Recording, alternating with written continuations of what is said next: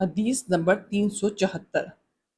ام المومنین حضرت عائشہ رضی اللہ عنہا سے روایت ہے کہ نبی اکرم صلی اللہ علیہ وسلم بیٹھ کر نماز پڑھتے تو قرت بھی بیٹھ کر ہی کرتے، پھر جب 30 یا 40 آیتوں کے بقدر قرت باقی رہ جاتی تو آپ کھڑے ہو جاتے اور انہیں کھڑے ہو کر پڑھتے، پھر رکوع اور سجدہ کرتے، پھر دوسری رکعت میں بھی اسی طرح کرتے۔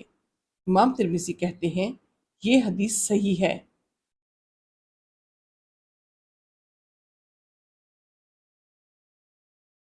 حدیث نمبر 375۔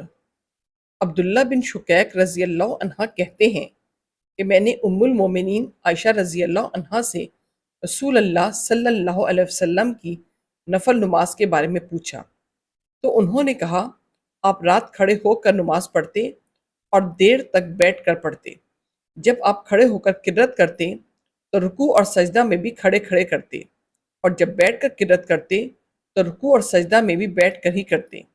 امام ترمذی کہتے ہیں یہ حدیث صحیح ہے۔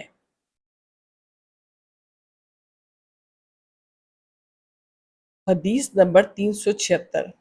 انس بن مالک رضی اللہ عنہ کہتے ہیں کہ رسول اللہ صلی اللہ علیہ وسلم نے فرمایا، قسم ہے اللہ کی، جب نماز میں ہوتا ہوں اور اس وقت بچے کا رونا سنتا ہوں تو اس ڈر سے نماز کو ہلکی کر دیتا ہوں کہ اس کی ماں کہیں فتنے میں نہ مبتلا ہو جائے۔ امام ترمذی کہتے ہیں انس رضی اللہ عنہ کی حدیث صحیح ہے۔ حدیث نمبر 377۔ ام المومنین عائشہ رضی اللہ عنہا کہتی ہیں کہ رسول اللہ صلی اللہ علیہ وسلم نے فرمایا، بالغ عورت کی نماز بغیر اوڑھنے کے قبول نہیں کی جاتی۔ امام ترمذی کہتے ہیں ام المومنین عائشہ رضی اللہ عنہا کی حدیث حسن ہے۔ اس باب میں عبداللہ بن عمر رضی اللہ عنہما سے بھی روایت ہے۔ اہل علم کا اسی پر عمل ہے کہ جب عورت بالغ ہو جائے اور نماز پڑھے اور اس کے بال کا کچھ حصہ کھلا ہو تو اس کی نماز جائز نہیں۔ حدیث نمبر 380۔ موقیب رضی اللہ عنہ کہتے ہیں کہ میں نے نماز میں کنکری ہٹانے کے سلسلے میں رسول اللہ صلی اللہ علیہ وسلم سے پوچھا تو آپ نے فرمایا اگر ہٹانا ضروری ہی ہو تو ایک بار ہٹا لو۔ امام ترمذی کہتے ہیں یہ حدیث صحیح ہے۔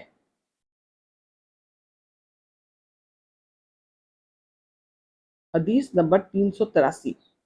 ابو ہریرہ رضی اللہ عنہ کہتے ہیں کہ نبی اکرم صلی اللہ علیہ وسلم نے کوکھ پر ہاتھ رکھ کر نماز پڑھنے سے منع فرمایا۔ امام ترمذی کہتے ہیں ابو ہریرہ رضی اللہ عنہ کی حدیث صحیح ہے۔ اس باب میں ابن عمر رضی اللہ عنہما سے بھی احادیث آئی ہیں۔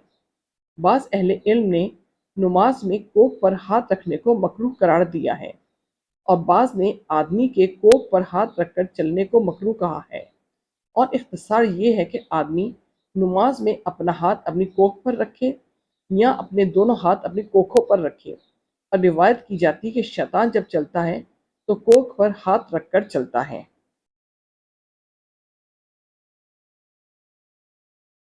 حدیث نمبر 387۔ جابر رضی اللہ عنہ سے روایت ہے کہ نبی اکرم صلی اللہ علیہ وسلم سے پوچھا گیا کون سی نماز افضل ہے تو آپ نے فرمایا جس میں قیام لمبا ہو۔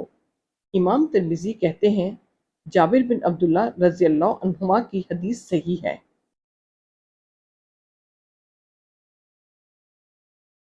حدیث نمبر 390۔ حضرت ابو ہریرہ رضی اللہ عنہ سے روایت ہے کہ رسول اللہ صلی اللہ علیہ وسلم نے دونوں کالوں کو یعنی سانپ اور بچھو کو نماز میں مارنے کا حکم دیا ہے۔ امام ترمذی کہتے ہیں ابو ہریرہ رضی اللہ عنہ کی حدیث صحیح ہے۔ اس باب میں ابن عباس اور ابو رافع رضی اللہ عنہم سے بھی احادیث آئی ہیں، اور صحابہ کرام وغیرہ میں سے بعض اہل علم کا عمل اسی پر ہے، اور یہی احمد اور اسحاق بن روایہ بھی کہتے ہیں، اور بعض اہل علم نے نماز میں سانپ اور بچھو کے مارنے کو مکروہ کہا ہے۔